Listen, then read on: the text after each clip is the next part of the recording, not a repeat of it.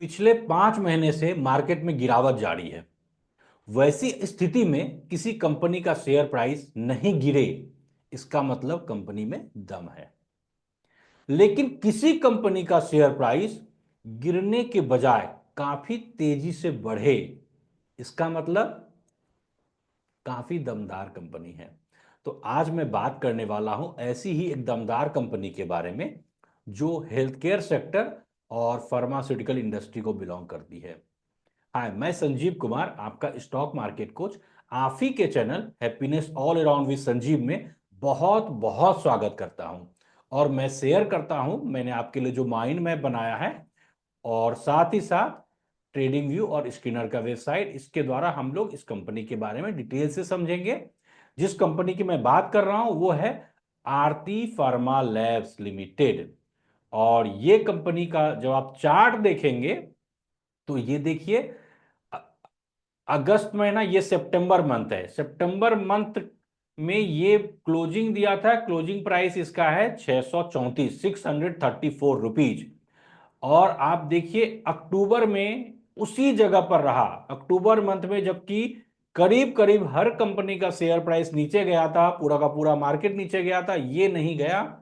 नवंबर month में भी उसी जगह रहा, वहीं क्लोजिंग दिया 636 पर।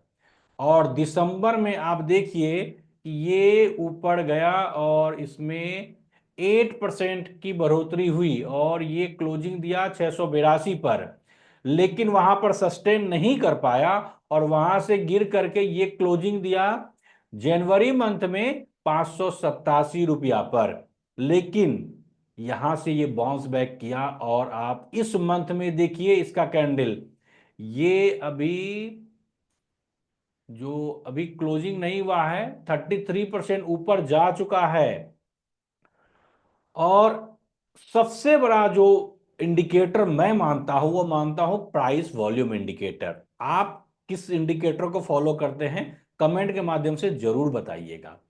देखिए इसमें प्राइस तो ऊपर गया ही, और इसका वॉल्यूम देखिए कितने बड़े वॉल्यूम के साथ ऊपर गया। और यदि इतना बड़ा वॉल्यूम के साथ कोई, ये देखिए यहां पर एक बात मैं आपको दिखा रहा हूं, यहां पर एक मैं हॉरिजॉन्टल लाइन डालता हूं इस जगह पे।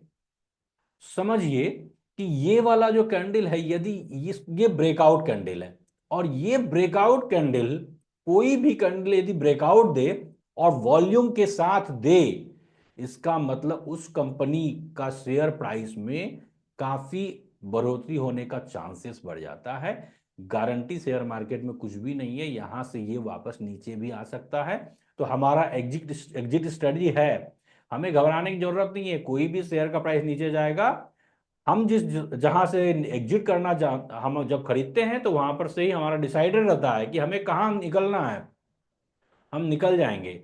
और यदि आप उस स्ट्रेटजी के साथ चलेंगे ना, तो कहीं भी आपको डर नहीं लगेगा। इतना बड़ा मार्केट फॉल आया है, लेकिन जो मेरे से जुड़े हुए जितने भी लोग हैं, जो इस चैनल को फॉलो कर रहे हैं या जो मेरे कोर्स को फॉलो करते हैं, हैश मॉडल को फॉलो करते हैं, वो लोग बहुत आराम से अपने पोर्टफोलियो को देख रहे हैं और समझ रहे हैं। जहां जरूरत होती है वो निकल भी रहे हैं, अदरवाइज होल्ड कर रहे हैं।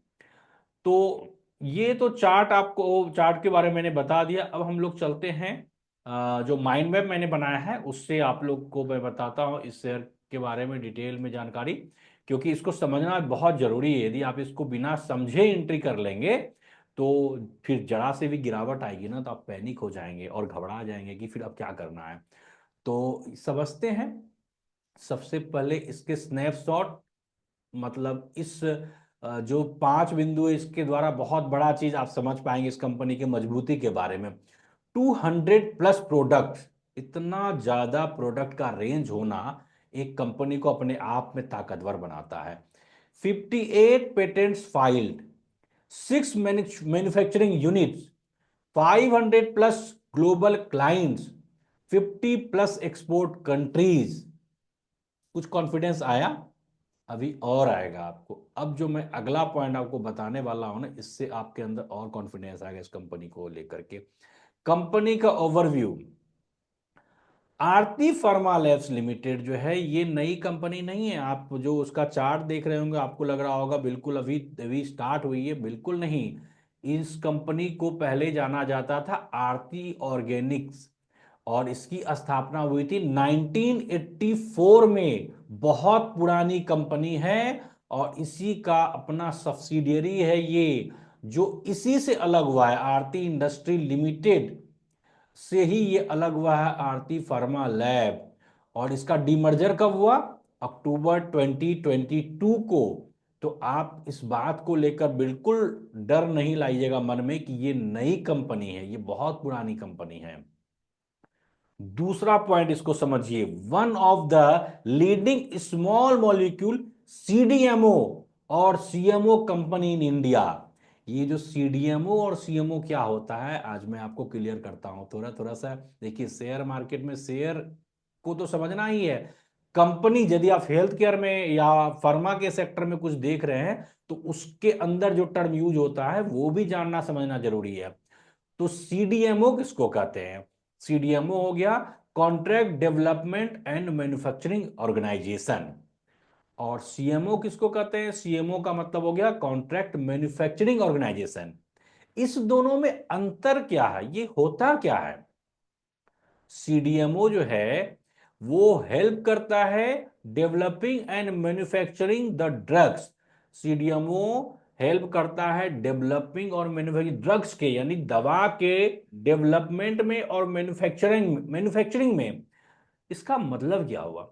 इसका मतलब ये हुआ ना कि बहुत सारी जो दवा बनाने वाली कंपनी है ना, वो जरूरी नहीं है कि दवा खुद से बनाए, मैन्युफैक्चरिंग खुद से करे, ऐसा जरूरी नहीं है। तो वो इस तरह की कंपनी को देती है बनाने के लिए, और साथ में डेवलपमेंट फॉर्मूला क्रिएट करने भी देती है। तो जब फॉर्मूला भी बनाए और दवा भी बनाए, R and D, testing, large scale production, ये सब यदि करे, तो उसको बोलेंगे CDMO, contract development and manufacturing organisation.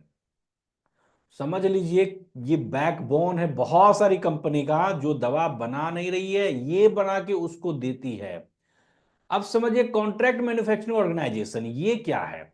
ये क्या है कि इसका सिर्फ फोकस, यदि किसी को ये सीएमओ सर्विस दे रही है, सीएमओ सर्विस दे रही है, इसका मतलब क्या है? सिर्फ उसके लिए मैन्युफैक्चर कर रही है, बना रही है। फॉर्मूला वो देती है, जिसने ऑर्डर दिया, जिसने कॉन्ट्रैक्ट इसके साथ किया ना। मान लीजिए ए कंपनी ने कॉन्ट्रैक्ट किया आरती के साथ में, तो ए फॉर्मूला देगी इसको, और ये सिर्फ बनाएगी। तो जहां पर सीएमओ कॉन्ट्रैक्ट है, फॉर्मूला मिल जाएगा, बना देना है। और जहां पर सीडीएमओ कॉन्ट्रैक्ट है, वहां पर फॉर्मूला, आर&डी, टेस्टिंग, मैन्युफैक्चरिंग, सारी जवाबदेही इनकी हो जाती है। तो समझ लीजिए किस लेवल का ये काम कर रही है। और जो इतने इस लेवल पे जो काम करते हैं ना, उस कंपनी का जो फ्यूचर है वो काफी अच्छा होता है। Largest manufacturer of xanthine derivatives in India.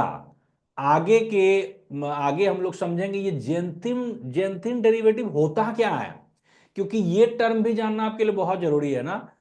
सारे टर्म को जब आप समझ जाएंगे, उसके बाद जब शेयर खरीदिएगा, तब आपके अंदर कॉन्फिडेंस आएगा और आपको उसको होल्ड करने में मजा आएगा। कोई भी कंपनी का शेयर यदि आप चाहते हैं कि हम 5 साल 10 साल तक होल्ड करें, तो उस कंपनी को पूरी तरह से समझिए, की बिजनेस सेगमेंट समझिए इसका क्या क्या है। सबसे मुख्य इसका बिजनेस है xanthine derivative and allied products. इसके अंतर्गत जो तीन बातें आपको समझना जरूरी है xanthine derivative and allied products के बारे में, वो क्या है कि largest Indian manufacturer of xanthine derivative, xanthine derivative का ये लार्जेस्ट इंडियन मैन्युफैक्चरर है। यानी इंडिया में जेंथिन डेरिवेटिव प्रोड्यूस करने वाला कंपनी इससे बड़ा कोई नहीं है, इंक्लूडिंग कैफीन। अब आप जो है जेंथिन डेरिवेटिव को समझ पाएंगे, कैफीन वर्ड यूज आया तो कैफीन तो हम लोग सब यूज करते हैं ना, हम लोग जो कॉफी पीते हैं उसमें कैफीन ही होता है। तो ये कैफीन ही है एक्चुअल में जेंथिन डेरिवेटिव। और theophylline anhydrous, aminophylline, etofylline and theophylline. ये थियोफाइलिन जो है ना, इसका काम होता है क्या बोलते हैं, अस्थमा जैसा जो बीमारी होता है उसमें इस तरह का केमिकल का यूज होता है। Largest manufacturing capacity in India for the flagship product caffeine. Caffeine production में ये लार्जेस्ट मैन्युफैक्चरिंग कैपेसिटी है इनका इंडिया में। मतलब ये जितने बड़े पैमाने पर मैन्युफैक्चर कर रही है, इनका जो कैपेसिटी है, इसके सामने दूसरा कोई कंपनी नहीं है कैफीन का प्रोडक्शन में। Xanthine derivatives are frequently used as mild stimulants and bronchodilators, particularly in managing symptoms associated with asthma और इन्फ्लुएंजा। मैंने कहा था ना, ये जो है ना थियोफाइलिन, इसका यूज ही होता है अस्थमा और इन्फ्लुएंजा को ठीक करने में। तो वो रेस्पिरेटरी सिस्टम से रिलेटेड जो बीमारी होती है उसमें, तो इस लेवल में तो अब आप जेंथिन डेरिवेटिव को अच्छी तरह से समझ गए होंगे। अब इसका जो दूसरा बिजनेस सेगमेंट है वो क्या है? API and intermediates. एपीआई और एंड इंटरमीडिएट्स ये होता क्या है भाई, इसको भी समझना होगा ना। Specialize specializes in the development and manufacturing of highly potent. Highly potent यानी कि highly strong, potent, highly strong, highly effective API, जो ये मैन्युफैक्चर करती है highly strong, highly active API बनाने में। एपीआई क्या है? एक्टिव फार्मास्यूटिकल इंग्रेडिएंट्स है, यानी दवा बनाने में जो इंग्रेडिएंट्स यूज होता है ना, तो एपीआई तो बहुत सारी कंपनी बनाती है, लेकिन ये जो बना रही है ना, एचपी एपीआई बना रही है, यानी हाईली पोटेंट एपीआई बना रही है। और हाईली पोटेंट एपीआई जो बनाएगा वहां पर क्या है ना, छोटा सा जो उसका क्वांटिटी है वो भी बड़ा काम करता है। Catering to the demand of critical drugs used in oncology. Cancer जैसी बीमारी को ठीक करने के लिए ये केमिकल का यूज होता है। कॉर्टिकोस्टेरॉइड्स एंड साइटोटॉक्सिक मेडिसिन, इन सब में इसका यूज होता है। तो अब मुझे लग रहा है आप एपीआई, एपीआई तो आपको पहले वाले वीडियो में भी मैंने जब फार्मा से रिलेटेड मैंने वीडियो बनाया था ना, न्यूलैंड लैब या किसी का, तो उसमें मैंने एपीआई समझाया था। लेकिन एचपी एपीआई ये नया वर्ड था, तो ये समझना जरूरी था। तो मुझे लगता है क्लियर हो गया होगा आपको। और सीडीएमओ और सीएमओ तो हम समझ ही गए। तो ये तीसरा इसका जो बिजनेस सेगमेंट है वो सीडीएमओ सीएमओ है।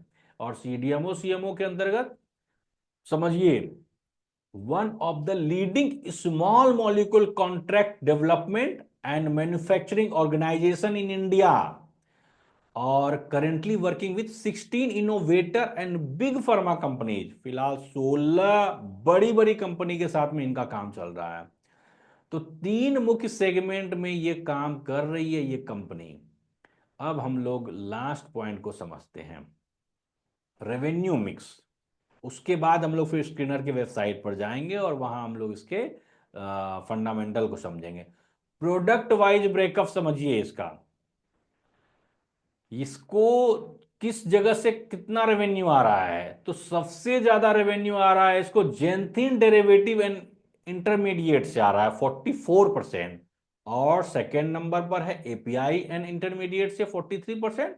और उसके बाद आ रहा है सीएमओ और सीडीएमओ से 12%। और लोकेशन वाइज ब्रेकअप करें तो इंडिया से 58% रेवेन्यू आ रहा है, और इंडिया के अलावा दूसरे देशों से 44% आ रहा है। यानी इसका रेवेन्यू सिर्फ डोमेस्टिक नहीं है, बाहर से भी आ रहा है, क्योंकि एक्सपोर्ट भी है इनका, दूसरे देशों में भी काम है। चलिए अब हम लोग फंडामेंटल एनालिसिस करते हैं स्क्रीनर की वेबसाइट पर चलकर। चूंकि ये एक स्मॉल कैप है, सॉरी लार्ज कैप नहीं, स्मॉल कैप है, मात्र 7,97 मार्केट कैप है। और करेंट प्राइस आप देख लीजिए 783 रुपीज है। आरओसी बहुत ही अच्छा है 16.6%।